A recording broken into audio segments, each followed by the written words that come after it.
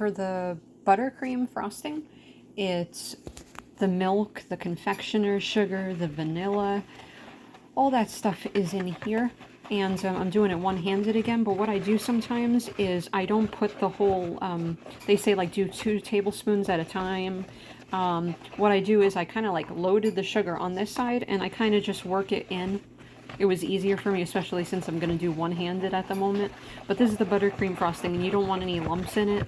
But like I always do everything by hand. It's rare when I use like any type of, we'll call it machinery, kitchen stuff. I like to try and do everything as much from scratch as possible, and as healthy as possible, even though this is treats. You know, obviously there's a lot of things that are processed, almost everything, you know, that has something or another in it. But if I can get healthy stuff, I will do it. If I can eliminate some of the steps that puts more unhealthy stuff in the food, I'll do it.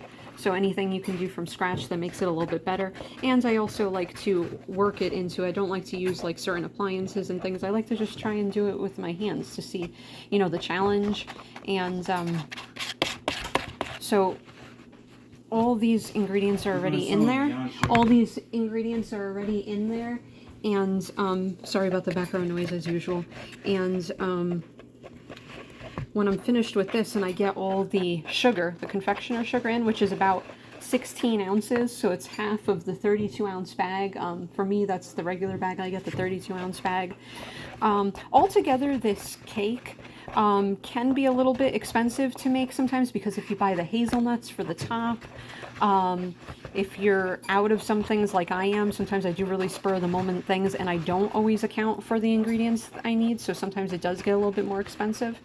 But overall, if you don't count the cost of eggs, because in the end, this particular cake takes 9 egg whites and I believe 8 egg yolks. So it's one, you know, part of the egg uneven. And you can really make it smooth still by doing it by hand. You don't really need the KitchenAid. And just mix it little by little. And you can see it's making a thick frosting right here. And sorry about the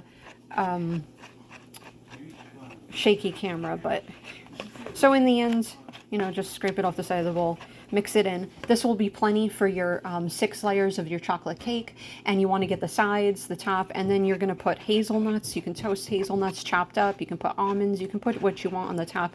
And then I'm going to show, hopefully I can do a video with one hand a little bit later on of how I actually do the caramel topping, which is a little bit delicate. More like into candy making, right? And that's a little bit more precise that you have to be. I've only done that particular part once before, so it's really a touchy thing to make the caramel, and that's like the showstopper piece that goes on top of the cake.